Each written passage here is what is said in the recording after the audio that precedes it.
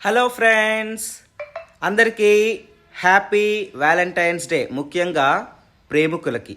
So ఈరోజు ఎన్నో కొత్త ప్రేమలు చిగురిస్తూ ఉంటాయండి. చాలామందితో ఐ లవ్ యూ అని ప్రపోజ్ చేస్తూ ఉంటారు. బట్ చాలామందితో బ్రేకప్స్ కూడా చెప్పుకుంటూ ఉంటారు.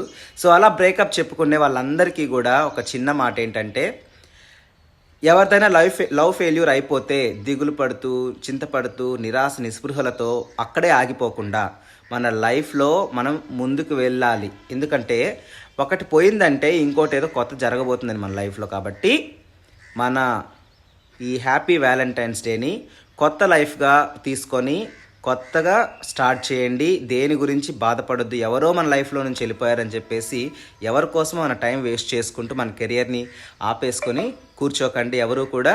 So once again happy Valentine's day. ముఖ్యంగా